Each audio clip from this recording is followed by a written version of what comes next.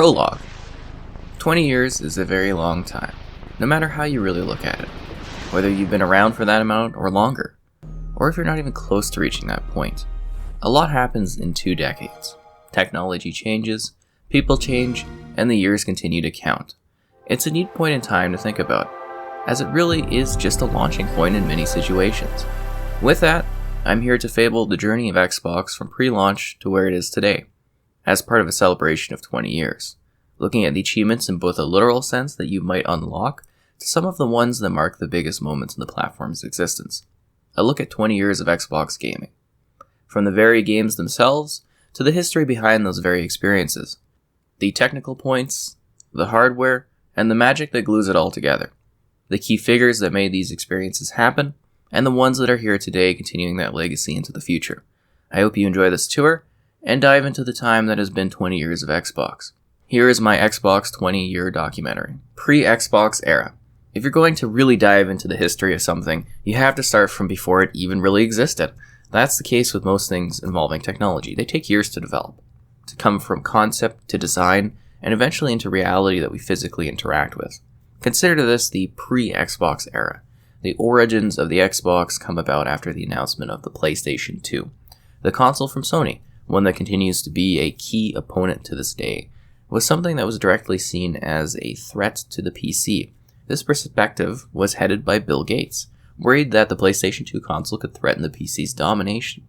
Steve Ballmer noted, "We need to penetrate the living room," in context to that situation. Henceforth, a project began work in 1998 under the special code name Midway.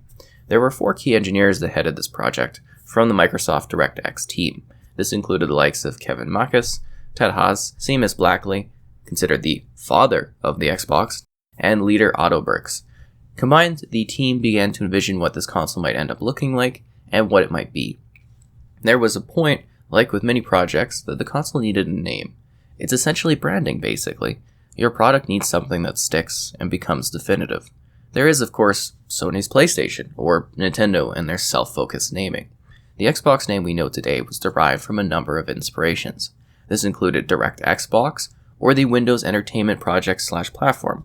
The term Xbox had the highest preference in the tests that were conducted, and eventually that was the name that stuck. The final name is derived from a contraction of DirectX Box, in case you were curious, referring to Microsoft's graphics API DirectX. Really neat to go from that sort of term to end up on the name Xbox. With that, the name has continued to lead the brand today, being something that is recognized by millions of gamers across the world.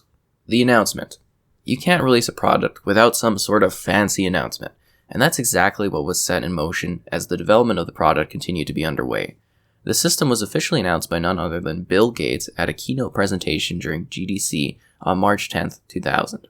He presented a prototype of the system, which in itself has become a fairly iconic thing, being a ridiculously large X. What's neat, though, is that the console itself was actually first mentioned publicly prior to the event, with an interview getting the scoop in late 1999. The official public-facing reveal of the console was during CES 2001. At the time, gaming was still heavily integrated into the Consumer Electronics Show, until E3 eventually became a mainstream enough event for the gaming publishers and developers to fully flock over. With that, many might know the moment at CES 2001 being a show that included The Rock as a special guest, right alongside Bill Gates. The Rock actually continues to be kind of a big icon with Xbox all the way to this date. If you take a look online and see the sort of things he does with the Xbox brand, it's really quite cool. So right alongside Bill Gates, the two showcased the Xbox to the world. The date of this presentation being January 3rd, 2001, a time frame that continues to be used by CES today, always early January. This key announcement was followed by another event later in the year during E3 2001, which was in May. That showcase revealed the might of the games on the console, which included the likes of Halo Combat Evolved and Dead or Alive 3. Speaking of Halo, Bungie's acquisition was in June 2000, a pivotal moment in launching the platform, with Halo being a flagship franchise for the studio, even today. Random development facts. For a fun, almost random but fascinating sort of fact, let's talk about the Dreamcast. With the Dreamcast failing, Sega had held discussions with Xbox about possible Dreamcast game compatibility with the Xbox. This would have allowed the system to live on, and for the players that bought into the console to have a new home to play their discs on. Negotiations did eventually fall apart due to a desire to have SegaNet integrated with the Xbox. A shame this never happened. Might have been enjoying Dreamcast backwards compatibility today. That would have been very interesting. There was also some special attempted acquisitions that were made prior to the Xbox coming about. The first, according to Bob McBreen, head of business development at the time, was to try and buy EA, Electronic Arts. They said no. The next was Nintendo. And apparently the Microsoft representatives were laughed out of the room. Speaking of Nintendo, there was a time where a joint type of venture was looked at in January 2000. They gave Nintendo the specs of the original Xbox console, and the pitch went like this. Listen, you're much better at the game portions of it, with Mario and all that stuff. Why don't you let us take care of the hardware? But it didn't work out, according to McBreen. Furthermore, there was a letter of intent for Square in November 1999, with Square's banker noting that the price was too low.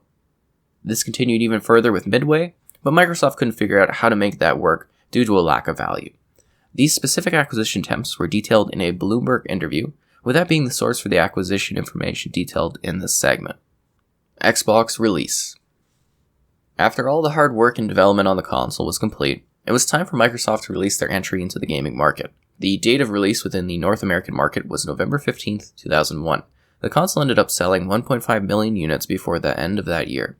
It eventually ended up reaching 24 million units sold by the end of its lifespan. 16 million of those units were sold in North America alone. By the end of its run, it had outsold both the Nintendo GameCube and the Sega Dreamcast. With that, it actually had the highest attach rate in the industry within its generation. The console had 4 games sold for every system that was purchased, with 1.2 more games than PlayStation owners had ever purchased. While that might sound impressive considering it was a fresh console within the gaming industry, it actually ended up losing Microsoft a total of $4 billion due to the cost of production. For another neat fact, it was the first console to ever feature a built-in hard drive. Imagine trying to have a console without storage like that today. As with most consoles, there were a number of unique additions, with myself having owned to this day the Crystal Xbox version. When it came to key game moments, Halo Combat Evolved was the fastest game to reach 1 million games sold at the time. When Halo 2 rolled around, it ended up being the best-selling game of the original Xbox, hitting a total of 8.46 million units sold as of November 2008. If you look past the games and dive into the software end of things, there were numerous achievements attached to the console. Shockingly, at a time prior to the platform featuring Xbox achievements, there were also a number of unique innovations on the platform when it came to the services that were provided. Xbox Live was, of course, the biggest aspect of what did make the Xbox truly unique, a service that continues to be used today, and what was a template for what online gaming could be in the console space.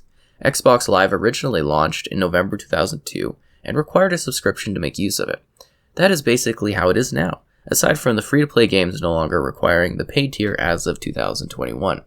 The original Xbox Live had some standout features which included high-quality servers, a friends list to gather others to play, and also the mighty Halo 2.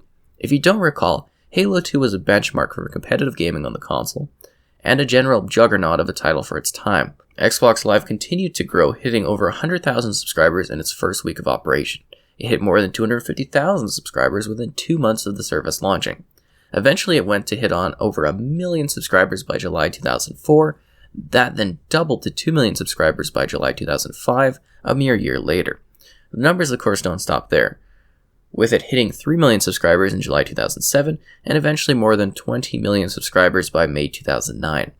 It has obviously continued to grow since this time, but alas, the numbers are fun to showcase the rapid growth that the service did enjoy within its opening years of operation. Keep in mind that is particularly impressive as it really did kick off an era of higher quality online gaming for console, competitive gaming on console, and many unique services that we enjoy on the service today. Good things do have to come to an end, however, with the original Xbox Live service sadly having ended on April 14th, 2010. It did continue to live on a little past that, however, as some brave Halo 2 members continued playing up to a month after it ended. They achieved this by leaving their consoles on and connected to Halo 2. Some poor consoles died in the process, brave souls. It's also worth noting that a special purchase did happen during this era, with that being of Rare on September 24th, 2002, a purchase of which brought over a number of franchises to the platform, the likes of which included Perfect Dark, Banjo-Kazooie, Killer Instinct, and more. While this concludes the original era of the Xbox, things were just heating up for the platform as we begin to move onwards to the might that was the Xbox 360. 2001 games. Halo Combat Evolved, the original shooter of consoles, the one that started it all, the pinnacle and flagship series of the Xbox, Halo. Combat Evolved kicked off this incredible journey that has lasted 20 years. It was the game that really sold the Xbox brand and the Xbox platform as a place that you could game and a place where shooters could work on consoles.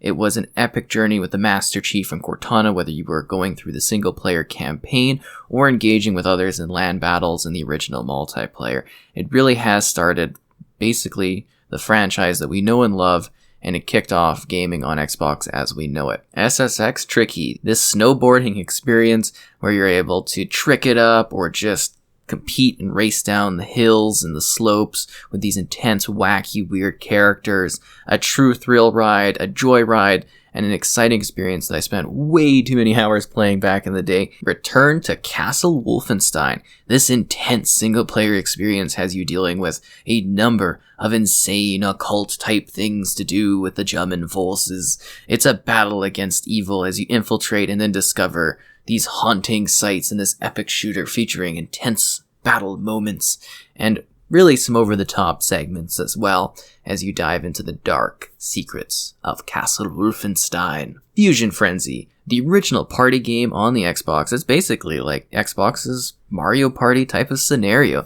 You go and you compete in a bunch of mini games in this futuristic environment. It features some intense visuals, some beating tracks. I'm Kevin, this is Max Payne. This is a wonderful game about a cop who's out avenging his family. You're dealing with gangsters, fighting lots of bad guys along the way. There's even a little twist that explains what happened to your family, but it's an awesome third-person shooter with slow motion action shots and scenes, and it's an absolute marvel of a game that led to another two in the series, which are great, and I'd say anyone should go back and play. They're quite wonderful. Dead or Alive 3, the epic combative entry that continued to really push the envelope in terms of visuals, combat, and intensity. A franchise that has been really alongside the Xbox since its beginning and really pushing the console side of things in regards to fighting, visuals, and intensity, being a true showcase of what the original Xbox could do back in the day. 2002 games.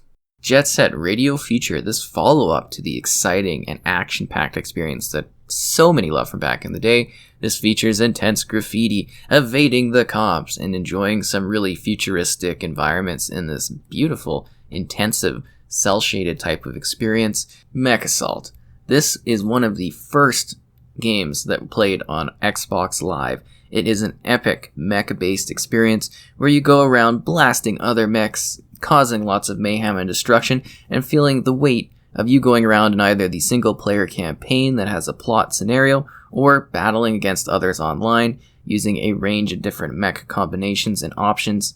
Really quite an epic thing that many still fondly look upon even today. Splinter Cell, the original stealth-based experience, a franchise that has continued and really has been close to the Xbox brand for many, many years. It's a bit quieter today, but Splinter Cell continues to be something that you can look back upon as being a true visual showcase and technological showcase of its time, with Sam Fisher working for the government, trying to deal with dangerous covert missions, and you have to be stealthy, smart, and tactical in order to handle the situations that come your way. I'm Kevin, this is Morrowind, an amazing RPG and an excellent addition into the Elder Scrolls series.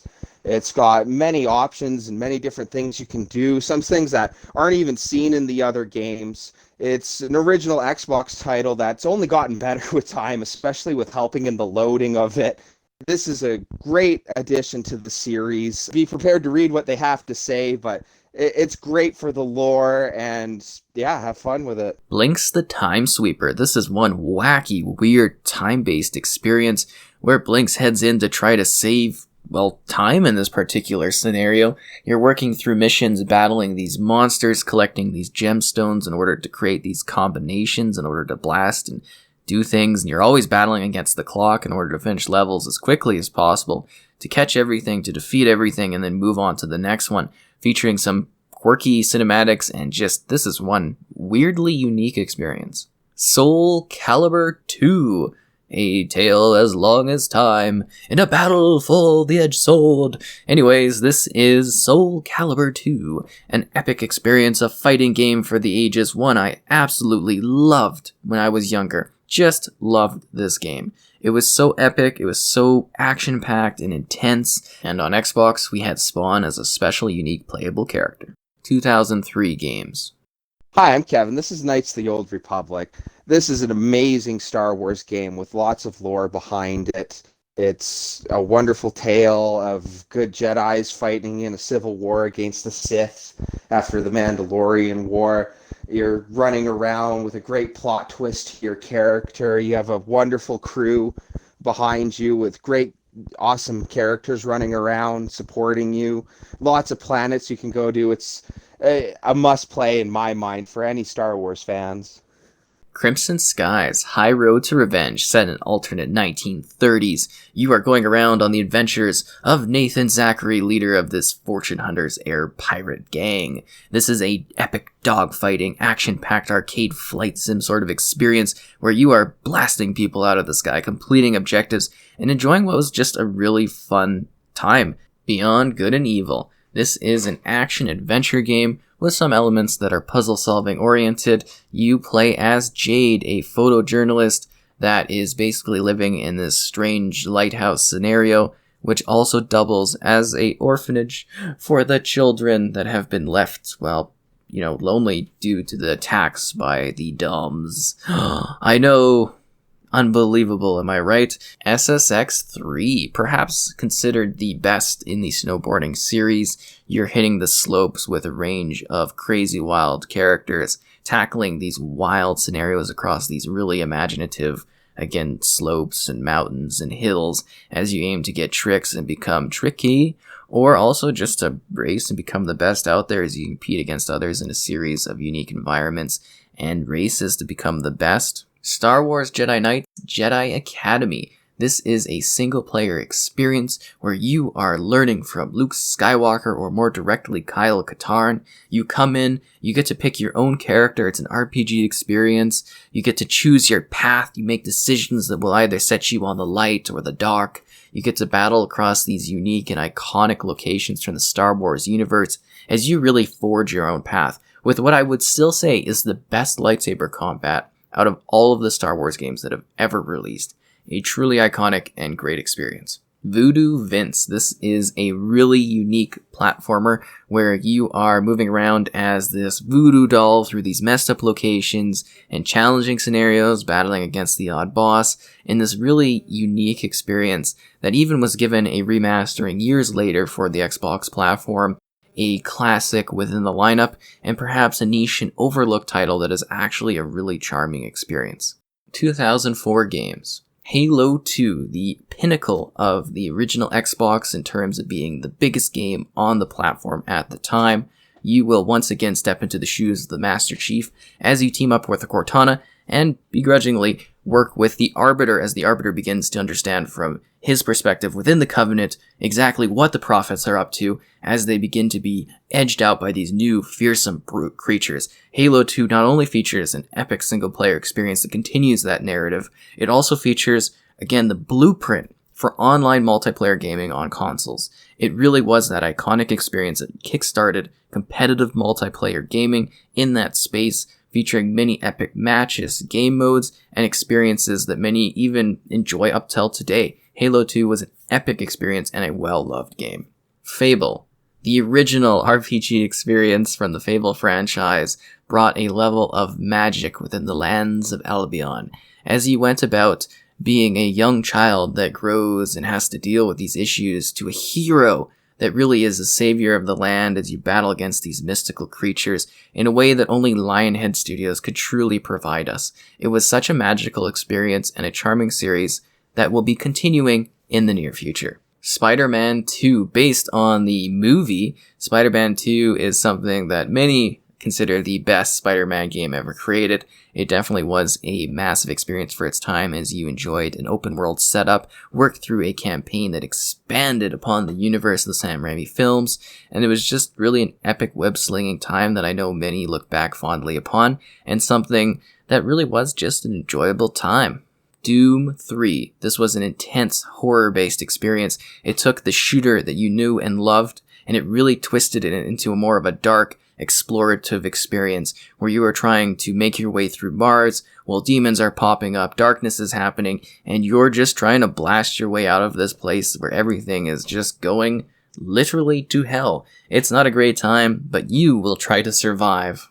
Half-Life 2. Continuing the adventures of Gordon Freeman, who is awakened from stasis by the mysterious G-Man, you will battle back against the invading alien forces as you try to survive in this epic first-person shooter that really advanced the cinematic quality of gaming, the visuals of gaming, and also the physics of gaming in many unique ways in this title. Grand Theft Auto San Andreas. Enjoy the open-world action of Los Santos as you dive into this unique narrative-driven adventure, or one where you can just go out in the streets and do whatever you want. You're returning to your crew after many years of being away and working with them in order to basically make your way through this town, becoming a bigger name, exploring unique sites, and doing this whether you are running, driving, flying, boating, or even biking.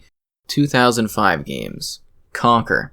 The loudmouthed squirrel is here after a fairly bad day. Anyways, you need to deal with this wacky character that you take on the role of as you battle back against the teddies, do some weird obscene things, and enjoy some rather strange moments throughout your experience of this intense platformer and action type of experience. A gem and one wacky sort of time. Jade Empire, a beloved original Xbox title that provides elements of ancient Chinese history and Chinese mythology. You will battle with unique combative options as you play a protagonist of your choosing. You are a spirit monk, you are battling back against the foes that lie ahead, and you're doing so in what was really quite a unique experience that I don't think we've really had much like even today. Psychonauts. As Raz, you enjoy this intense 3D platformer where you try to make your way through to this special group of individuals known as the Psychonauts.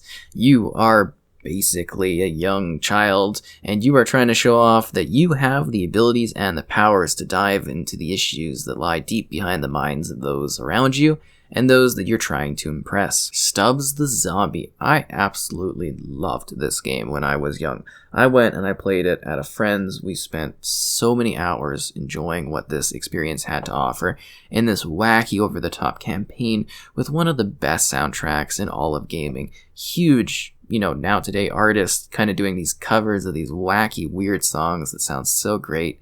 It's got such a heart to it, violence, intensity, and it's a love story at its core about a zombie that's just trying to find the love of his life once again. Forza Motorsport, the original entry in this action-packed, fast-paced motorsport racing simulation. Enjoy the epicness of what this original experience that has kicked off a massive racing series where even the spin-off Horizon 5 today has become the single greatest launch in Xbox history. This is the original game. This is what started off years of racing, and a franchise that actually got me into racing games. Star Wars Battlefront 2, the epic movie tie-in at the time, brought so many unique memories over the years as I would battle alone or with friends in skirmish matches, battling against others. There's an intense campaign where you basically are kind of the bad guys, if that makes sense. The 501st, the Fist of Darth Vader, battling against the Jedi and the Forces as you aim to rule the Empire. There was great online multiplayer action where you could compete against others, enjoy various factions across a wide range of unique worlds, largely inspired and created in participation with Star Wars Episode 3, which released at the time. Pre-Xbox 360 era. As with all companies that produce consoles, as soon as one is out the door, they begin working on the successor. This came in the form of what was called Xenon, and then eventually the well-received Xbox 360, a console that was something that I particularly loved and owned multiple versions of throughout the years. While I don't necessarily have a high quantity of pre-launch details for the Xbox 360, it is neat to mention that they started production only 69 days before it launched. Despite that, they ended up shipping over 1.5 million units by the end of that year. The first reveal of the new console was on MTV during a special Xbox event on May 12, 2005. Full details on the platform followed during E3 2005. That's really all there is for the pre-launch elements. The real fun of the Xbox 360 era is when you dive into what happened over its lifespan. Xbox 360 release. Speaking of the release, the console launched on November 22nd, 2005. As mentioned, it sold impressively during its opening period and eventually reached a total of over 84 million units as of June 9th, 2014.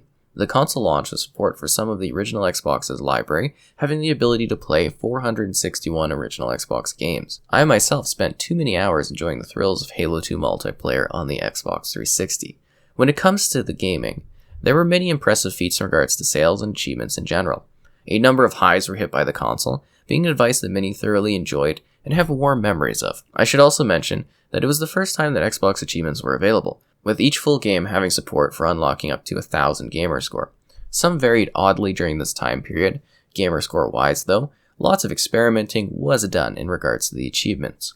There is also a certain red ring that should be mentioned, the Red Ring of Death, a hardware issue featuring red lights on the console, being eventually given the whole Red Ring of Death name. I had a console succumb to this. Not a great time, though better times were to follow. In its first year, the best-selling game on the Xbox 360 was Call of Duty 2, which reached over 1 million copies sold. 5 other games sold over 1 million copies in the console's first year as well. This included the likes of Ghost Recon Advanced Warfighter, The Elder Scrolls 4 Oblivion, Dead or Alive 4, Saints Row, and Gears of War. Eventually, Gears of War ended up being the best-selling game on the console with a total of 3 million copies sold by the end of 2006. It was then later surpassed by Halo 3, which sold over 8 million copies in 2007 alone.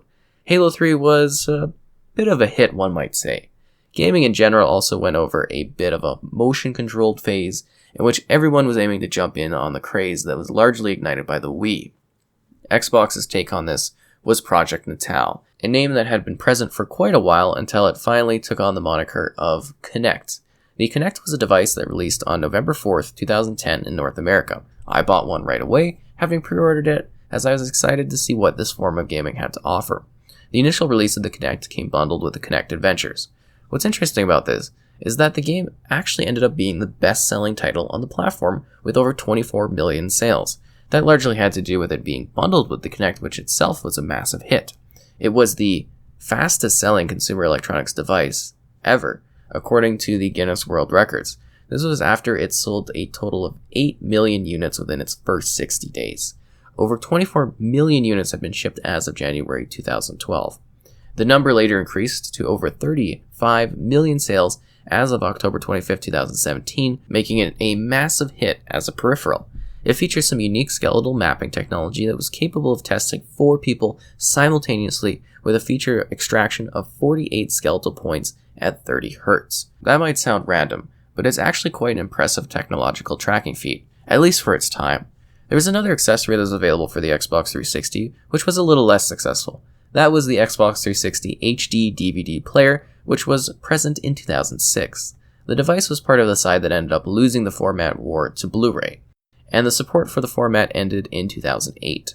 I'm somewhat glad I never ended up investing in that, as I was tempted at the time.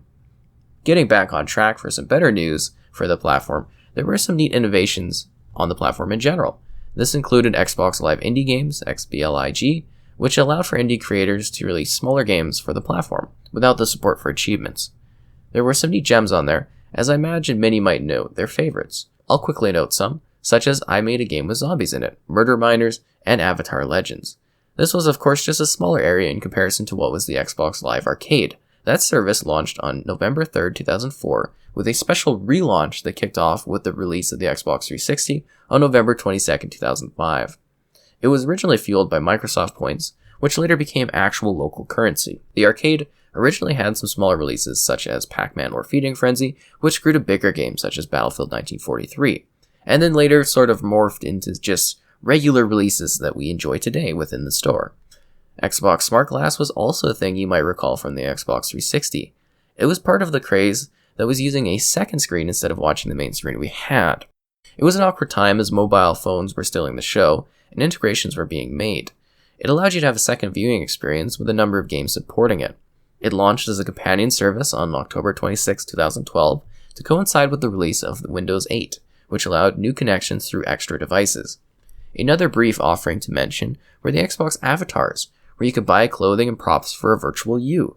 It was strangely somewhat of a big deal with the games using those avatars. It did sort of fade away over the years. That being said, the avatars did return later in the Xbox One era, but never quite hit the same level of interest as the original did. Most people probably don't even recall them existing at this point, and don't even know about the new versions. 2006 games. Gears of War. The game that really defined the Xbox 360 early on was the original Gears of War. It featured intense, gripping online multiplayer, an emotional story with a co-op angle to it as you played as Marcus and your pal as Dom, as you worked with the rest of Delta, Coltrane and Baird, in order to battle back against the Locust on the planet Sarah, using a variety of unique weapons such as the Lancer, which has a chainsaw attached to it, to blast, smash, and rip and tear any enemy Locust that came in your way, again with intense multiplayer that really pushed the 360 at the time and was a visual showcase, and the reason the 360 had as much RAM as it did back in the day. Hi, I'm Kevin. This is Oblivion. This is another wonderful addition to the Elder Scrolls series with probably one of the most beautiful maps in the whole game. You're adventuring around Cyrodiil with all the different peoples of Tamriel living in peace for the most part until the Oblivion Gates show up. There's so many neat little sideline stories, including the little evil thing happening with the Dark Brotherhood, which is one of my favorite stories out of all the Oblivion Guild quests. There's so many interesting things to do. The armors in it are just incredible, and the towns and cities you visit and the houses you can own. It's an absolute masterpiece of an addition you can have and play for the Elder Scrolls series. Sneak King. It's time to get sneaky in this Burger King game where you play as the king. It was a promotional game alongside two others where you go about as the Burger King in a scenario or two where you're sneaking around. It's weird, it's wacky. I had to include it because I remember playing these back in the day, and there's something we still reference to this day because they're so silly and zany. Dead Rising. Frank West, he's covered stories, The ultimate zombie experience where you are trapped in a mall. You are running against the clock as Frank West, trying to figure out what exactly is going on. If you're not quick, you're missing events. If you're not fast, anything could happen. Zombies, psychopaths, weird moments. You will have to adventure through all of these, and you will need to get the scoop because you are an investigative reporter. Because you've covered wars, Viva Pinata. Filled with fun. Anyways, you are taking care of this charming and delightful garden. There are these pinatas that act as basically animals. You can do some, animal mating with them. You can create other creatures and stuff, and you can really enjoy an experience that you build upon within your own lovely garden. A show tie-in. This was such a unique gem from Rare. Rainbow Six Vegas, the epic action tactical shooter series from Tom Clancy's line of games, sends you to Vegas in order to deal with the hostile scenarios that exist. Enjoy a gripping, narrative-driven single-player experience across many of these intense and iconic locations, or battle against others online in what was really a gripping, action-packed experience that put tactical play and combat first above all. A true gem. 2007 games. Halo 3, my favorite game of all time, the epic conclusion to the Halo trilogy, finding the Master Chief working once more with the Arbiter in a search for Cortana for a key that could defeat both the Covenant and the Flood, invading forces that are taking over Earth, and things have never been so desperate. Battle in this intense campaign, whether you're doing so alone or in co-op with others.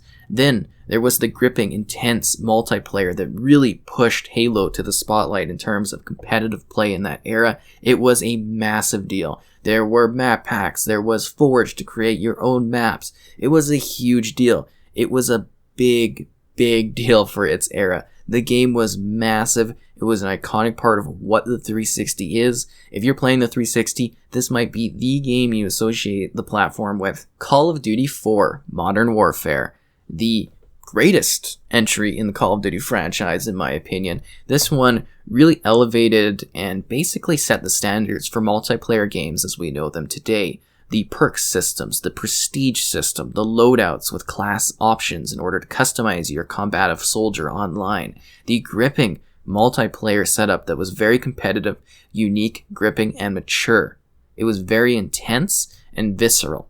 That was followed through with the campaign that really set the stage for a modern experience in regards to combat, epicness, and also cinematic-driven moments across what was the grandest campaign for a shooter at that time, BioShock. Head to the undersea lands of Rapture as you battle back against this failed state of places where everything has gone wrong. People are mutated, things are not basically going well at all, and you are trying to traverse this place, making choices in regards to some of the charming individuals that you come across, while dealing with some really unique moments that make you think about some of the greater elements of society and whether things really would be better under the sea. Mass Effect, the original entry in this really epic trilogy series where you play as your own Shepard. You are working to become a beacon for humanity, making choices that will continue to the other two games that followed this one, really with a customized experience tuned to you, where you make choices and you drive a vehicle that does not handle very well. This game was actually exclusive to the Xbox when it launched. Assassin's Creed. This is the original entry in the series that we now enjoy almost yearly at this point. You are an assassin in an open world experience trying to complete your missions, kill your marks, and enjoy history as you see this split perspective from the modern time to the past, as you enter into this world of your ancestors in order to find clues to solve, well, the future.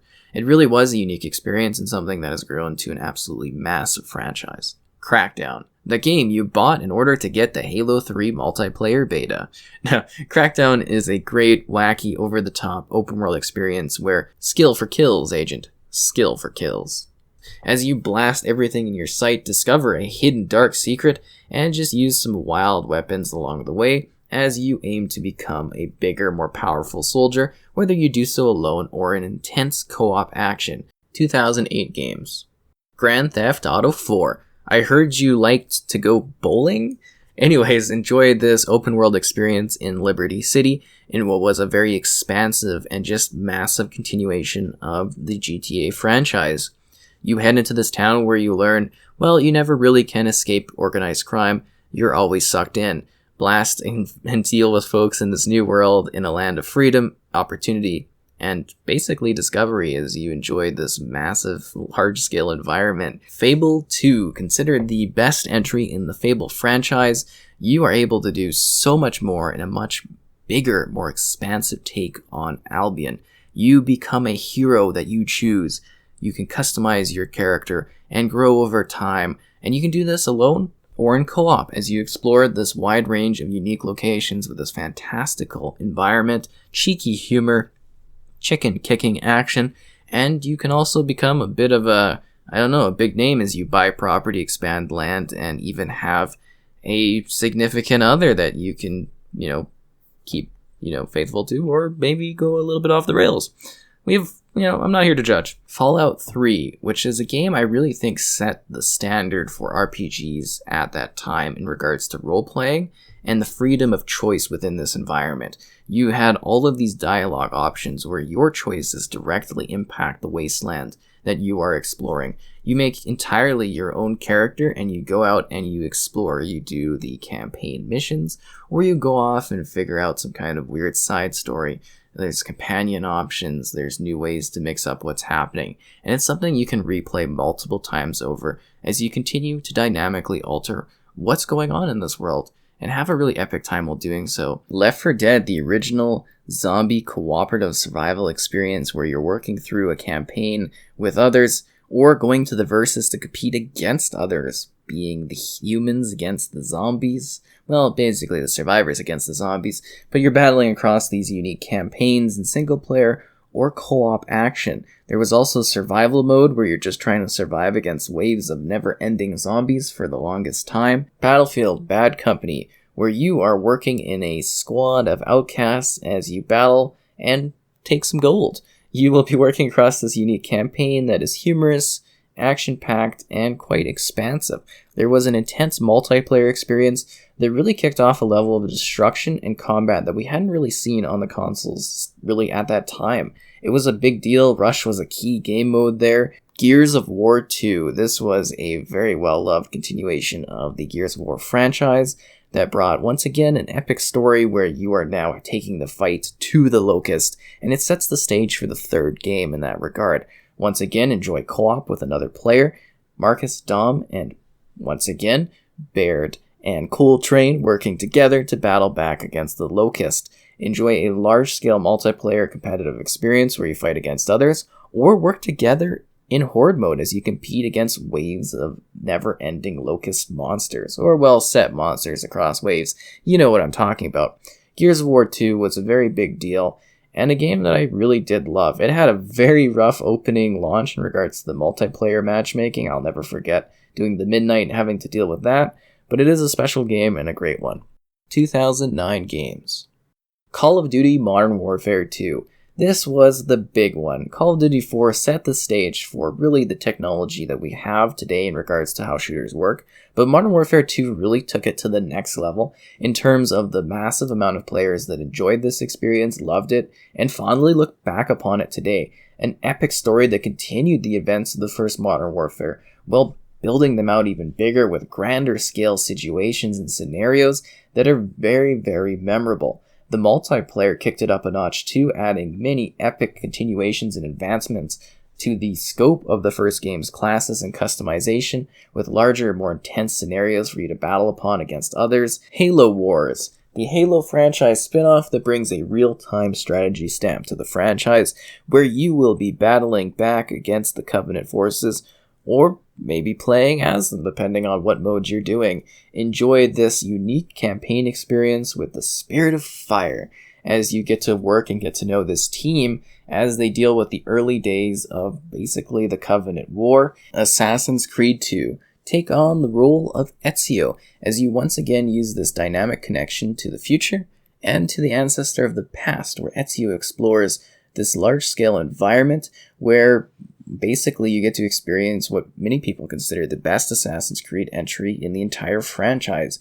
You will be collecting feathers and other gadgets that will help you deal with the problems that arise as you have to basically go through a very traumatic scenario with your family, where one day everything seems good and the next it's just darkness. Borderlands, a hilarious RPG shooter looter where you are going across this intense wasteland as a character of your choice, improving your skills, battling, and it was such a unique experience that completely captured me when I did this rental of the game back in the day when it launched. I was like, what? This was amazing. I was sold on the game from the moment the opening sequence came on. Ain't no rest for the wicked. It was great, but even the gameplay that followed was epic. It was funny. It was just such a high level of humor that you didn't really see in games, at least from my perspective at that time. Batman Arkham Asylum. Head to the asylum as you battle against the crazy scenarios that have been set up by the Joker and the other villains of the Batman series. It uses stealth, action, and pacing as you try to deal with all of the problems that arise as you are the Batman. You feel tough, but you also feel quite vulnerable in regards to you having to deal with many intensive scenarios in this narrative-driven adventure. Trials HD, an intense motorbike experience from the arcade where you are trying to pull off insane tricks, stunts, and other feats in order to just get across in the right amount of time. It is wacky, it is challenging. 2010 games. Red Dead Redemption, the ultimate cowboy experience where you are taking in the open world, an intense narrative-driven adventure where you are learning that being an outlaw doesn't always pan out in the best of ways. An emotional tale, an epic one that you can enjoy single player or also play online with multiplayer with others. Halo Reach, the stunning continuation to the trilogy that you thought was over. Just kidding, this is a prequel adventure that follows Noble Team as they deal with the early events of the Covenant invasion upon the planet of Reach. The stakes are high though as you discover hidden secrets found deep within the planet. You will be taking on a customized role of whatever character you choose, and things don't generally go well for the team. It had a gripping campaign experience that you can play by yourself or in co-op with others. There was an intense, expansive multiplayer experience that had basically all of the features you wanted out of a Halo game. It had an expanded upon Forge element that really offered unlimited customization and creation for its content creators that were working on new maps and ways for people to enjoy the game for years afterwards. There was also Firefight, a cooperative experience where you worked together against waves of the Covenant, a true swan song for Bungie as they began to part their ways with Xbox at that time. Mass Effect 2, considered the best entry in the Mass Effect series, you continue the adventures of your customized Shepard as you battle across this RPG experience, a sci-fi style where you are making choices, making intense, hard choices that will directly determine the fate of basically the universe as we know it, battling, having fun moments, having sad moments. Call of Duty Black Ops. This was a really epic experience that took the Call of Duty franchise in some new directions while also building upon what came prior. This one had a really intensive campaign where you ask, where are the numbers? Or what are the numbers? Or what are those weird floating numbers everywhere? As you try to go through these weird events that are basically messing with you a little bit. It's got a cool campaign,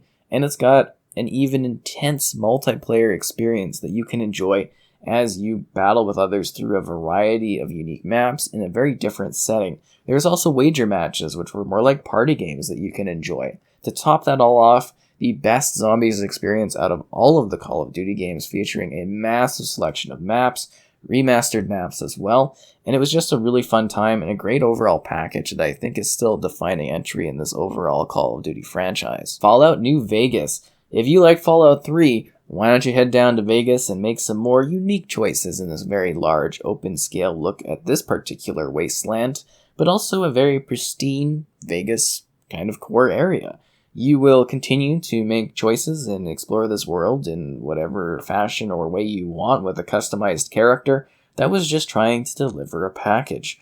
It's definitely one that a lot of people love, and I think a lot of people compare it to Fallout 3. Some like it more, some like it less. It's really up to you to decide for this one. Alan Wake, a truly intense and elevating narrative-driven experience that I think is just such a perfect game.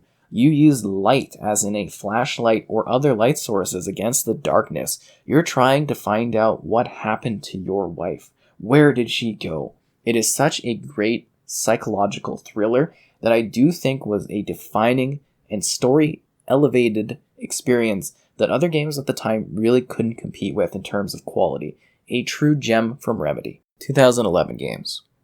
Hi, my name is Joelle. Skyrim was the first game I picked up on the Xbox and is the game that really got me into the world of gaming. What I love about Skyrim is the RPG element. I love being able to explore the world, make decisions, and make a story for myself.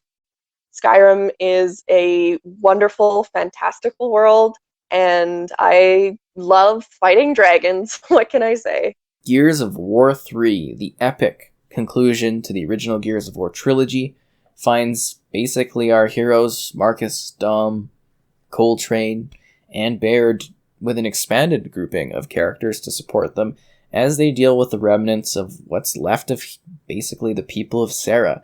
Things are bad. The Lapency has grown. The locusts are swarming the planet's surface, and you are looking for a way to end it all when a mysterious signal from your father comes in, Marcus's father, and everything basically changes at that moment as you work to try to get to this location. Enjoy the single-player experience, or also co-op for 4 players at that time, which was a big deal. You play as the whole team dealing with these intense emotional moments, with a particular one that I think many will recall with our buddy Dom. So past that, there was also great large-scale multiplayer that had a ton of content to it. It was action-packed, it was exciting, it was challenging and competitive. And then there was Horde, which was expanded in new ways using fortifications with more challenges and monsters and enemies for you to deal with. A really well put together experience that offered a lot of content. Dark Souls, the original death experience and simulator where you are trying to fight against various bosses, monsters, and other enemies and just kind of try to survive the threats that come your way. You're freely able to explore and deal with these problems in a world that has hidden lore to it and just a lot of challenges where, again, the screen you'll see the most is you've died. Portal 2. This continued the adventures of Chell as she attempted to escape the lands of Aperture Science. This sequel really expanded upon the scope, the lore, and the design of the experience. Fight Night Champions. This was the most recent entry in this long-running boxing franchise that aimed to really emulate more of the actual sport itself in a very cinematic and stylistic way. It provided numerous modes, ways to compete, and really upped the ante in regards to following your own path to become a professional boxer. Saints Row the Third, your crew is being battled back against by this opposing force. You need to take the city. You're in a new territory and you have to take the Saints all the way up to greatness in a title that was still semi-grounded while also being a little bit over the top with that true Saints Row action that you know and love. 2012 games. Halo 4, the long-awaited continuation of the Master Chief's journey with Cortana.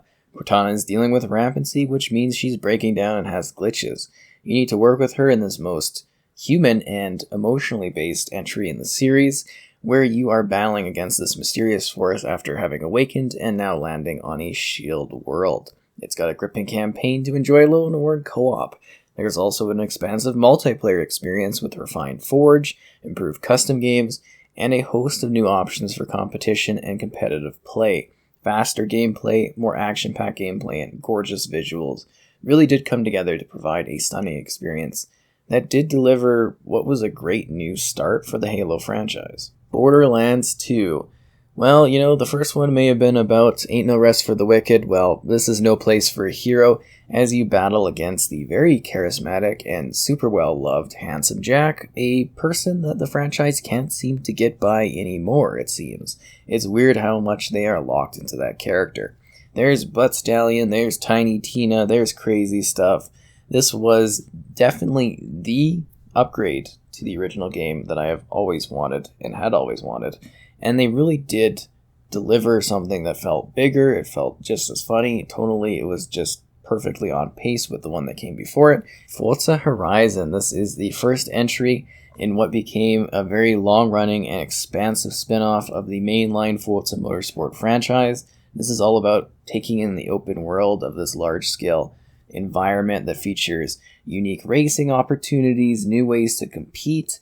Far Cry 3, this is the open world crazy juggernaut entry in the series that kickstarted the titles that we know them today, exploring a vast landscape, doing all kinds of crazy survival hunting type things, while battling back against somebody that is trying to tell you the definition of insanity. I'm Kevin. This is Max Payne 3, the return of now a bitter old Max, not the same as, say, the first or the second one, with odd flashbacks to him getting out of New York, but it's a really interesting twist in the Max Payne series as you're going around in, I believe, Brazil, being a protector of a family, and it turns into a little bit of a mystery, as all Max Payne things do, with a little twist in the end of who is really the bad guy, but you're just a bitter old man out destroying some bad guys.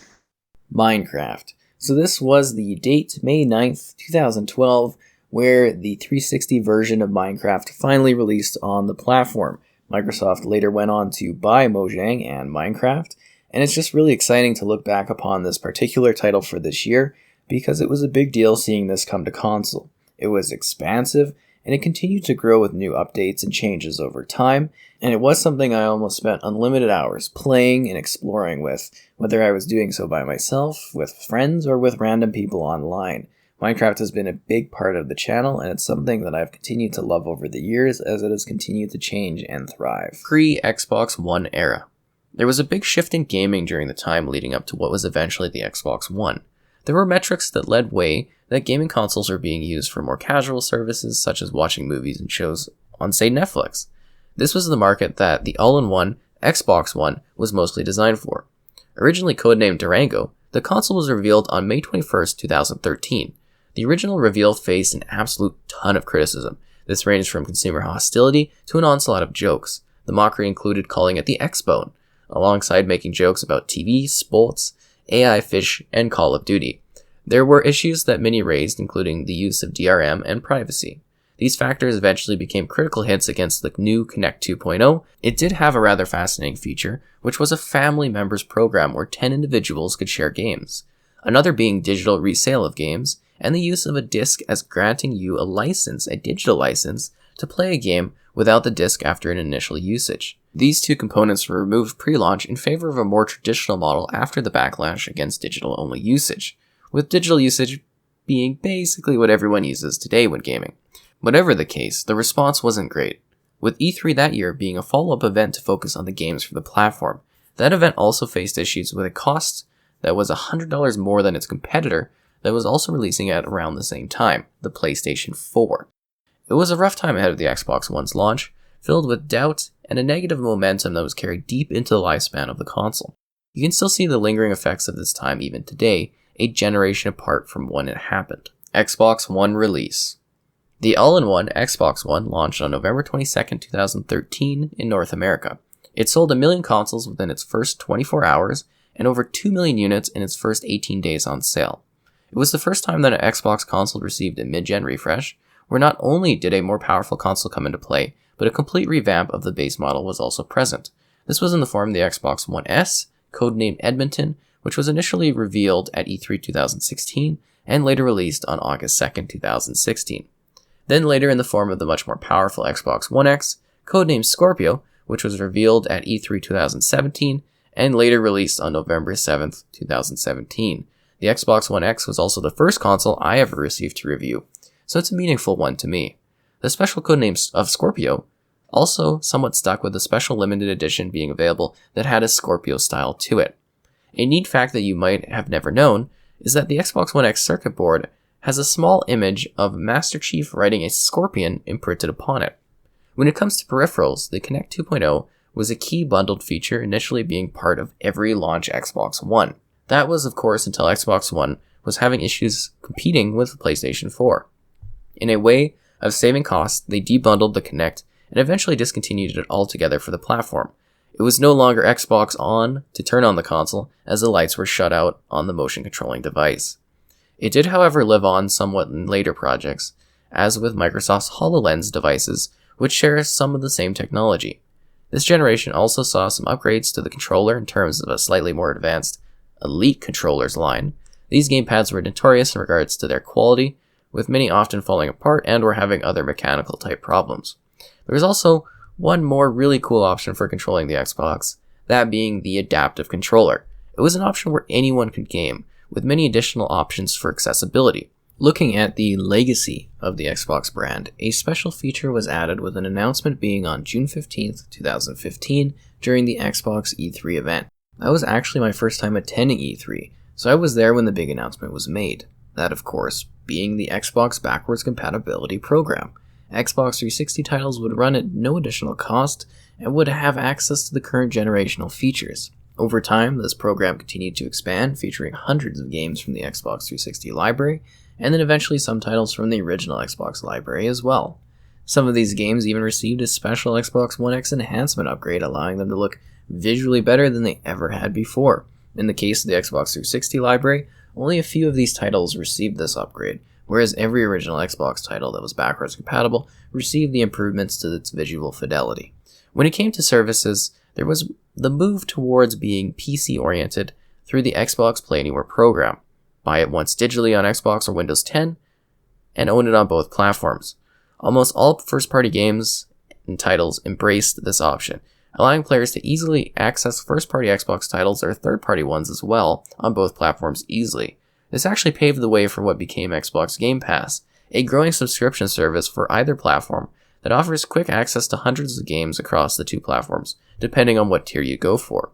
This also featured first-party games launching day one on the platform, being a new way that Xbox could fuel game development for the platform going forward. The ecosystem also enjoyed some unique streaming through Beam, which was acquired on August 8, 2016, being rebranded into Mixer until that was suddenly shut down on July 22, 2020. A low-latency streaming service that just couldn't quite make a mark on the Twitch-dominated market. There were, of course, some acquisitions that took place during this era, the first of which being Mojang on November 6, 2014, which brought over the biggest game in the world, Minecraft. Past that, we saw a real focus on growth through acquisitions a number of years later, the first of which being a pile of new studios on June 11, 2018. This included the likes of Ninja Theory, Undead Labs, Compulsion Games, and Playground Games. This continued with more on November 10, 2018, which included In Exile Entertainment and Obsidian Entertainment. It didn't end there either, as they picked up Double Fine Productions on June 9th, 2019. These were clearly a number of additions that really showed that Xbox was ready to compete once again, and there was one more to get to a little bit later on. On July 16th, 2020, production of the Xbox One X and the Xbox One S ceased to prepare for the next generation. 2013 games.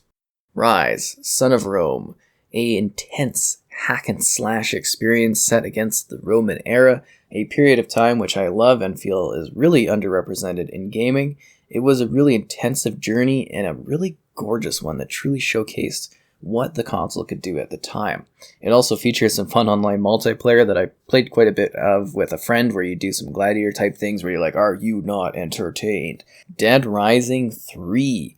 The continuation of the Dead Rising franchise has Nick Ramos kind of taking the lead as you enjoy this massive take on the series. It was huge. It was open world. They had new zombie technology where like hundreds of zombies filled the screen. You get new intense combo weapons. You could explore with new threats and problems and issues as you continue to expand your arsenal, as you just whip through zombies, enjoying the story, racing against the clock, and doing the iconic Dead Rising things that you know and love, but in a new location. Killer Instinct Combo Breaker. This was a really great refresh of the Killer Instinct franchise, providing a number of fighters over a series of years that continue to expand with unique guests, including the Battletoads, the Arbiter. They had some fun with this one. It was a great fighting game. It was completely overhauled a little bit later on after its initial launch. Grand Theft Auto 5, the massive juggernaut of a title that continues to deliver and be something that people cannot seem to leave even today. This series is massive in that it looms over basically almost all other games out there. It is expansive whether you are doing the campaign or if you're playing online, in what GTA Online has continued to just thrive with new content, tons of players, and it just continues to grow and grow. This title is just insane in its longevity. Tomb Raider. So this followed Lara Croft's adventure, the first one in this rebooted Survivor series, where she has to basically become this character, dealing with threats, trying to learn how to actually survive properly by using the environment. It's just a really ruthless, intense, narrative-driven adventure where you will be climbing, you will be shooting, you will be battling, and you'll be making your way through this island in order to become the true and iconic Tomb Raider character. BioShock Infinite. Team up with Elizabeth as you, perhaps the false shepherd, will head up to the heights of the clouds of Columbia in what is one of the best games ever created. It is one of those ones where when you finish it, you look online to see what really just happened. It is really intense. It is really emotional. It is thought-provoking. It is a fantastic game. A near perfect experience, or I would actually say a perfect experience, where you are basically working with this really cool character and trying to figure out what's going on here. Fish out of water scenario, high up in the clouds, a truly remarkable experience. 2014 games. Sunset Overdrive. This is an often overlooked but insanely fun open world game where you create your own character and you go about just bashing these weird energy drink infused monsters that have taken over the city. You're rounding up survivors, you're trying to figure out what happened. The PhysiCorp definitely has some things looking out for you out there if you continue to expand and make your way through the story. It is funny, it is weird, it is over the top, and I absolutely love this gem of a title. Such a great experience, and I was there for the midnight launch of the Microsoft Store. It was such a special time and such a great game. Titanfall, the first entry in the series that has now become a free-to-play battle royale with Apex Legends. The original Titanfall was a great shooter. It was basically like Call of Duty 4, but with mechs. It was intense, it was fun, it was action-packed as you just competed against others. I got 10th prestige in it. I played a ton of the original Titanfall. I absolutely loved it. Halo, the Master Chief Collection. This was a very interesting title, as I actually got to review it about a month before it came out. There was a lot of issues when it did release, even though the developers right before launch were like, oh, it's going to work. And yeah, it didn't. It had so many stumbles and issues, but now we're at a point where the Master Chief Collection is a perfect way to experience the legacy of the entire Halo franchise. You're able to enjoy the Halo games 1 through 4, plus Reach, plus Halo 3 ODST, along with a combined multiplayer experience of well over 100 maps, all the game modes, custom games, Forge, Firefight, the campaigns with co-op or solo. Everything is present within this amazing package. That it even has new features, new upgrades, and new ways to unlock fresh content that continues to make this a fresh and great experience. The perfect way to play Halo, Assassin's Creed Unity. This was one that launched with a number of issues, but I thought it was a very technologically impressive game for its time, in terms of the dense crowds, the beautiful setting, and the technology that it was generally pushing in regards to being a true next-generation vision for Assassin's Creed. But yeah, it had a lot of issues. That doesn't mean I didn't love the setting, or the story, or the characters. It's just there were some serious problems, but I wanted to highlight it because I thought it was a really standout title for this particular year. The Evil Within, this was an intense, gritty, scary, spooky horror game where you are trying to deal with these monsters across a series of wild events, very cinematically driven, very unique, and now part of the first-party Xbox lineup. It really is quite a grotesque experience and one that will challenge you in many ways. Hi, I'm Joelle. The Elder Scrolls Online is a wonderful MMO game. It is super awesome if you like games like Skyrim and Oblivion or other games in the Elder Scrolls universe. It is unique in the sense that it is an MMO, so even though you can go questing and do the RPG type of aspect and look into the lore, it also has this wonderful community behind it. There are so many great people that you can meet online, and the community is super supportive, and it's wonderful that, this game has been around for a while now, and the community keeps growing. And it's very exciting and always has new things to offer. 2015 games. Rise of the Tomb Raider. This was purchased as a timed exclusive for the Xbox. I got to review it, which was fantastic. And this was a great continuation of Lara Croft's journey from the first Tomb Raider rebooted game into the Survivor series. This one really elevated things as she battled against Trinity in much more expansive and unique environments that really tested her as a character and provided many gorgeous scenes. The Witcher 3 Wild Hunt. This is what I would probably consider the game of the decade outside of Minecraft. This really was a perfect experience where you jump into the shoes of Geralt as you explore and look for Ciri. You're joined by many other characters, the likes of which include Triss, Yennefer, and that majestic stallion that you and Yennefer enjoy. Anyways, The Witcher 3 is a great experience where you can go off on a several hours side quest that you didn't even feel like you were going to be doing, and it's just wondrous. The world, the visuals, the style of it, and the scope of what this provided truly felt like an expansive experience that you could get lost in and you could play forever. It is so chunky and it is so well done. Such a great time. Fallout 4. This was the really long-awaited and surprise continuation of the Fallout franchise. It's a new setting, it's a new world, you're looking for your son. You make your own character, you make your own choices, you explore a variety of unique locations within the Boston area. You will be basically exploring and making your own path as you meet different companions. It had mod support on consoles, it really led the way for modding on consoles. It offered a gorgeous and incredible DLC that is Nuka World. Highly suggest if you play Fallout 4. Now part of the first party lineup. This was a great game. It was one of the first ones I ever got like a press package with, and that was really cool at that time, and it was a big deal because I didn't think I would get to review it, and I ended up getting to, and it was a very special title for me, and I love the settlement building. So cool. Halo 5 Guardians. This was the next step in the Halo franchise that followed the Master Chief and Blue Team now, up against Locke and Osiris, basically being his particular squad. The campaign was rather rough, it wasn't the best of times, and it left things in a really weird place. And now it leads into the events of Infinite, and it'll be neat to see how they fix the story there. The multiplayer was interesting and considered to be the best part of the overall experience. There was a new mode that kind of expanded just the combat and the style of things, as it was a PvPvE sort of scenario, and then of course regular multiplayer that was also missing a lot of content that they trickled in over time. Ori and the Blind Forest. You are enjoying an intense Disney-esque experience that is emotional, shocking, and just rather intensive as you fight back against this bitter darkness that is growing across the land.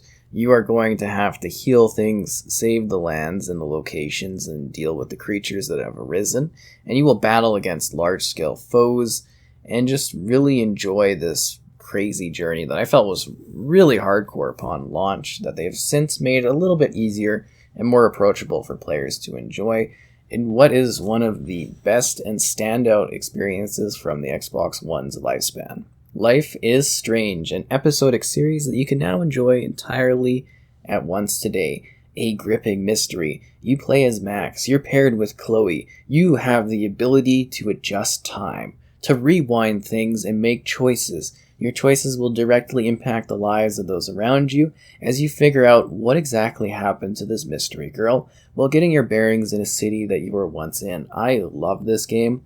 I would have given it my game of the year for that particular year, but The Witcher also released, and it is just such a great title. I thought it was really awesome. Ready for the mosh pit, Shaka Bra?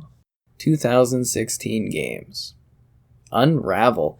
This is a great platformer experience where you are playing as Yarny, and you are going through these really sad memories. It's actually quite a challenging game, but it's got some gorgeous visuals and such a unique aesthetic to it that I think is just absolutely wonderful. I actually made my own Yarny, so I have my own little Yarny. I guess you would call it a doll or something like that on my shelf.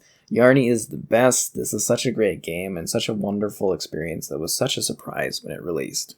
Overwatch, a hero shooter that took the world by storm for a period of time that has all been but silenced for the long wait for the sequel. Anyways, the first Overwatch was an intense shooter that put a focus on teamwork and characters. You went through these intense battle scenarios with lore hidden in the backdrop. It was well celebrated, and the biggest thing for cosplay for quite a while. Quantum Break, an often criminally overlooked experience that was from Remedy. This game brought unique moments where you could make choices that impacted the timeline that you were already flimsily kind of working through. It was a psychological thriller type of experience with intense inputted TV type episodes that you could watch that kind of filled in the gaps of what was happening in different scenarios. It was a really cool experience where you used time abilities to battle. Recore. Now this was a really cool platforming color-based shooter where you are playing as Jewel and her robots that you can customize as you explore this sandy wasteland that was supposed to get fixed up for humanity.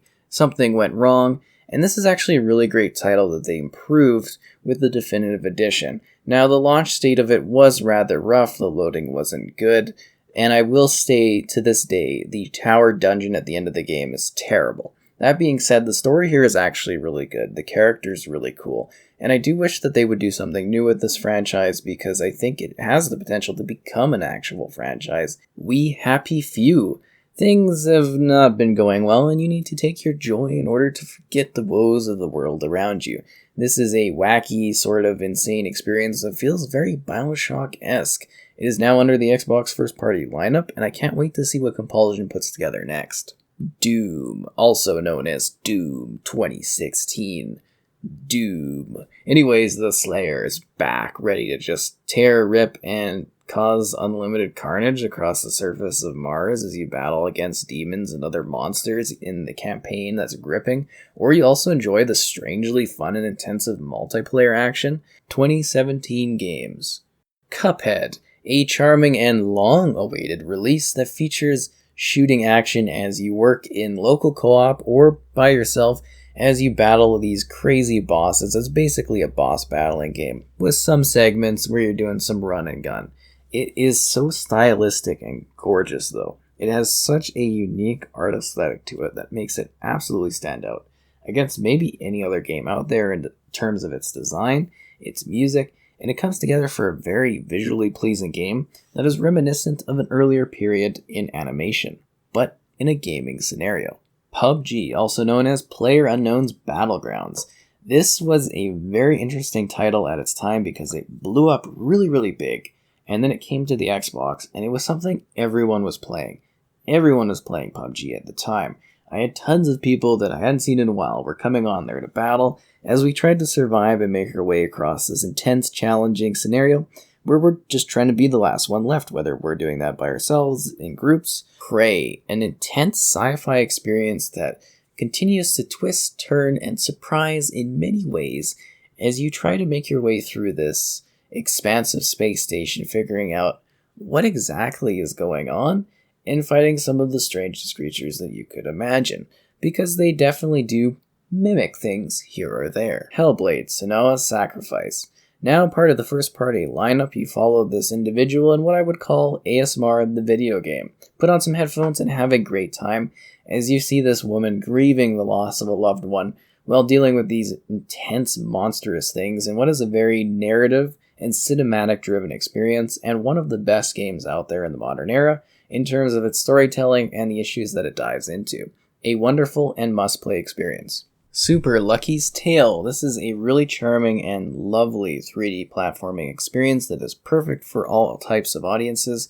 I think this one's a lot of fun and something I wanted to highlight.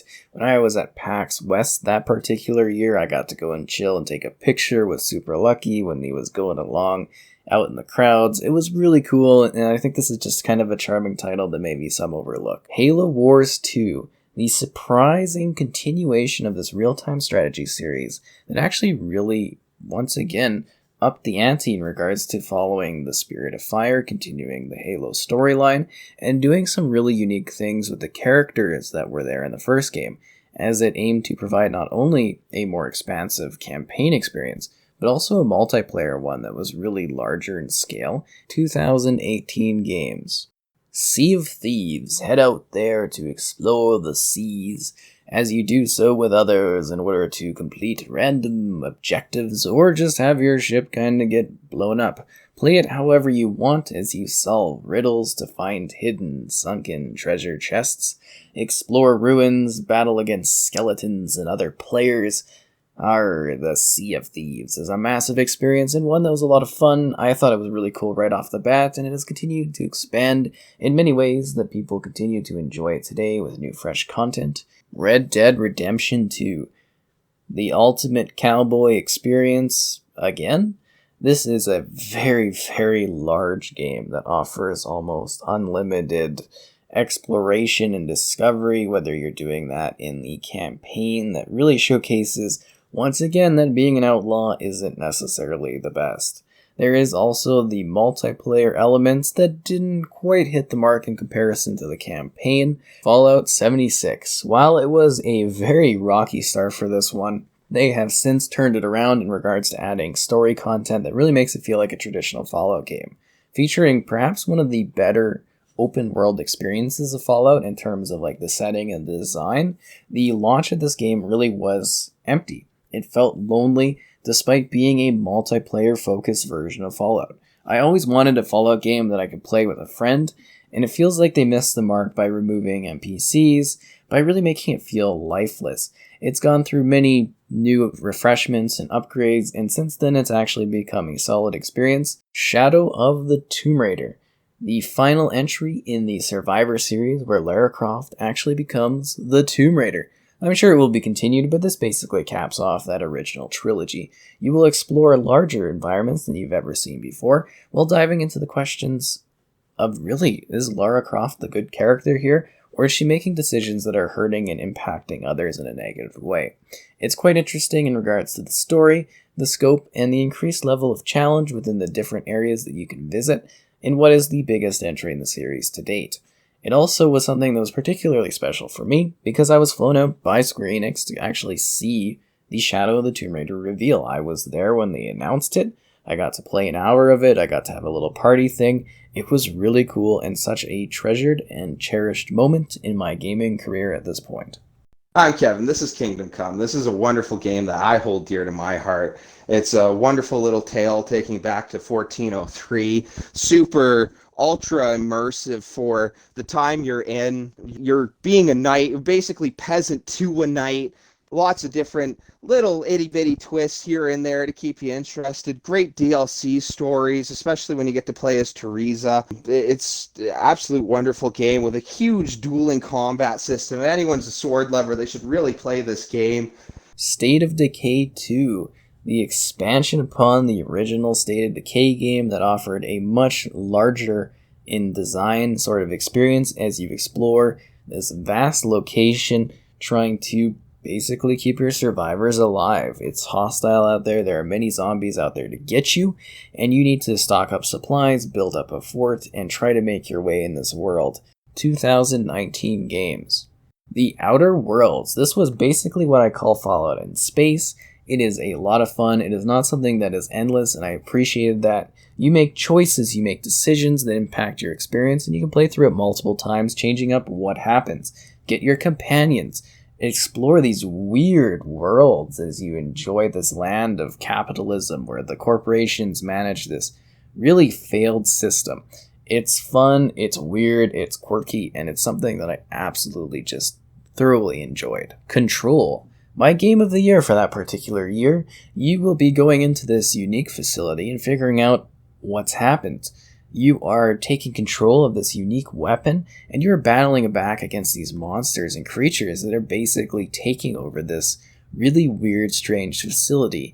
It is very unique and truly a Remedy experience that continues the style and the strengths that they have, putting story forward and first, and offering a very trippy environment for you to work through. And it's such a great experience, and also the poster child for ray tracing in many scenarios. It is a very cool game and well worth your time. A Plague Tale: Innocence. This tells the story of Amicia with her brother during this intense plague. It has some supernatural type experiences to it, and just thousands of rats that fill the screen. It's kind of gross, it's kind of intense, as you are more of a defensive type character that will need to use your wit in order to deal with the enemies and the foes that lie ahead. It is a narrative-driven experience, and I can't wait for the sequel that is to come in the near future. It is definitely a wondrous time, with some puzzle elements and other surprises along the way. Call of Duty Modern Warfare 2019, the really surprise upgrade and revamp to the Call of Duty franchise, featuring large-scale warfare at which we've never seen within the franchise, a gripping and really intense campaign that featured some really shocking moments to it in a modern scenario. Past that, multiplayer that really expanded the scope and set the stage for the Call of Duty games that we're kind of enjoying over the last few years. It really was big, it really was intense, and it even split off and offered eventually Warzone, which was a free-to-play battle royale experience that is just massive today. Modern Warfare 2019, I think, will be looked back upon in a very fond light, and also be something that was a true reset for the series in terms of what they could technologically do with it. Apex Legends, the free-to-play battle royale that took the scene by storm, being a spin-off of Titanfall. This really was an intense cooperative focused setup where you're working in squads in order to battle and eliminate other foes to be the last ones left. I definitely had to include this one here because it was a big title in the year of the Battle Royale. Metro Exodus. This is where the series really became more of a well-known and less niche experience. You are going about as Artyom, and you are there with your wife trying to basically deal with the new horizons of discovering that, hey, maybe the world didn't all end and there might actually be other people out there outside of the metro. Explore large-scale experiences as you try to make choices and, in general, handle decisions that will impact your crew on this train. 2020 games. Doom Eternal. This was an intense follow-up to Doom 2016, featuring even more gripping, smashing, and just generally crazy carnage as you battle back against huge demons that have invaded Earth. Things are not going well for Earth, and things are not going to be going well for the demons that lie in your way. This is intense, this is fast-paced, this is action-packed, and this is just a really crazy game that's just gnarly to play, and a perfect kind of continuation of this new take on Doom. Cyberpunk 2077. There will be many stories and fables told of this one, and since it was the most anticipated title for so many years, it has to be placed here. I actually really love the world that they set up here, But yeah, it's definitely got some unique attributes to it that could definitely be something where people really look at this one in an interesting light. I thought it was sort of epic. I liked the style they were going for, the maturity of the story, and just cyberpunk to me is an awesome genre. But yeah, there's definitely an issue or two in this one, needless to say. Battletoads. That's right, the Battletoads have returned with really wacky minigames that weren't the best, but some intense and awesome brawling that was just fantastic. A unique art style, a new way to continue the series into the modern era was just spectacular and a lot of fun. There's a lot of heart in this game, and it's really great. Grounded, a really surprise open world survival game in a Honey, I Shrunk the Kids type of scenario. You are a small individual that is literally shrunken, fighting against like ants and other insect creatures in this backyard as you figure out what exactly happened. This launched as an early access title, or well, an Xbox game preview title, where you will basically see new content continue to be added to this until it fully releases. But it was such a weird surprise and something that I definitely felt that I had to highlight. Minecraft Dungeons, the first real spin-off of the Minecraft series outside of story mode, where you are doing what is basically dungeon crawling. It's like Diablo, but in a Minecraft format.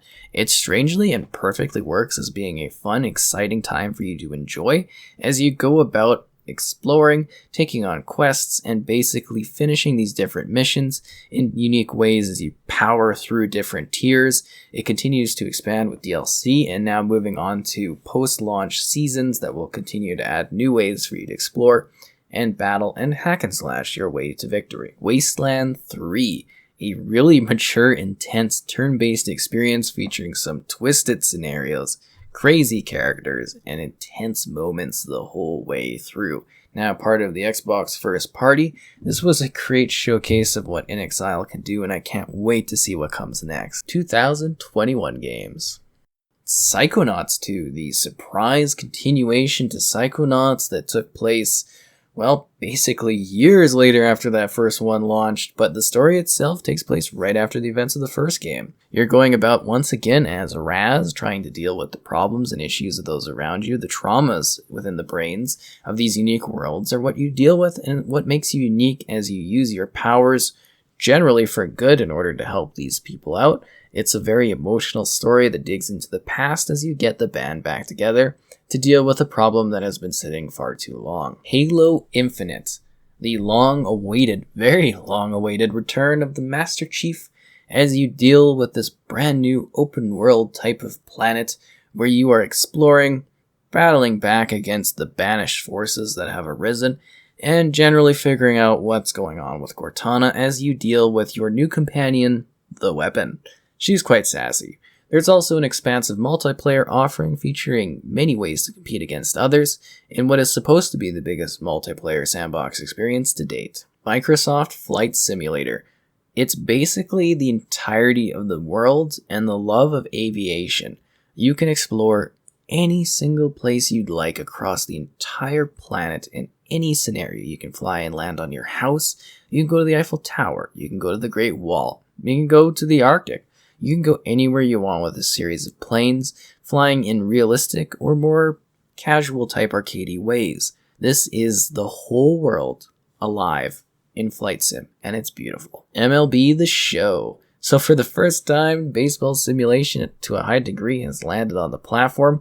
A PlayStation published title now available on the Xbox and launched through Game Pass, which is crazy. It's wild to see that this happened, and I thought it was something that was a must inclusion for this particular year because, wow, that was such a surprise. The Medium.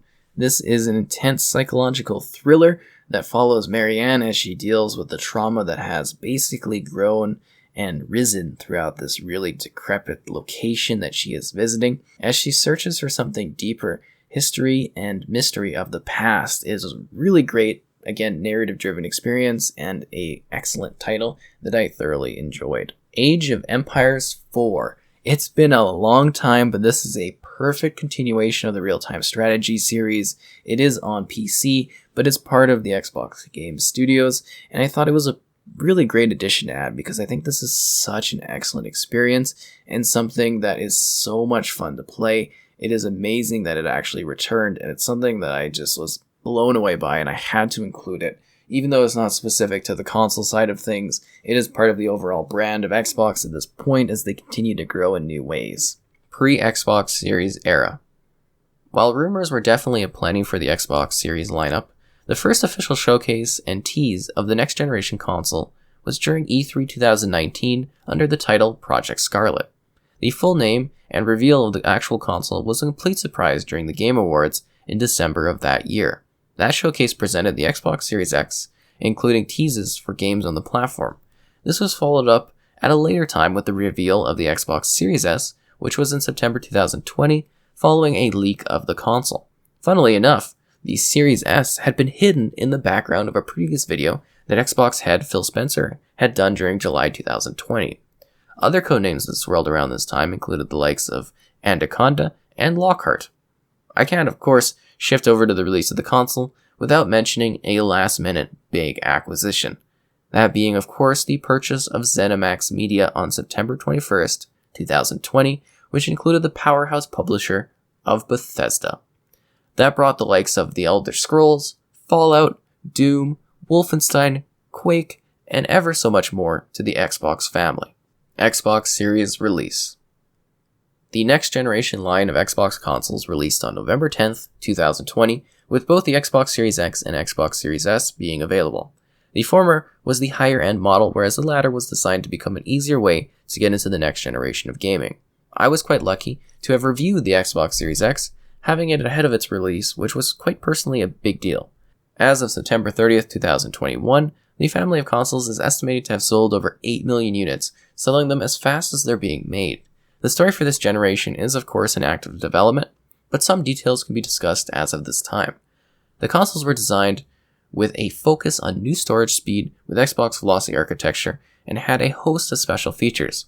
This included the likes of Auto HDR to magically improve past games from its massive library of backwards compatible titles that span all eras of Xbox gaming, except for the Kinect. Then there was FPS boosts, which aimed to improve the fluidity of existing Xbox One titles. Past that was smart delivery to easily provide improved and optimized games for the platform. This was also a time where Xbox Project xCloud turned into Xbox Cloud Gaming, providing a way to experience next-gen gaming on mobile devices, web browsers, or even last-gen gaming consoles. This service used Xbox Series X blades to achieve high-end results. Another shift was with Xbox Live having a name change to Xbox Network. The service of Xbox Live having achieved over 65 million users as of July 2019. The history of the platform will of course continue to develop over time, and I hope that perhaps at some point I'll be able to update this documentary effort as time goes on. I do hope that you found this to be informative, capturing the key moments, games, and services that have made up this incredible 20-year lifespan that the platform has endured. I look forward to the years to come with excitement, and hope as new games dwell on the horizon with a backlog that always seems to grow. Here's to Xbox 20 and the time beyond. Happy gaming.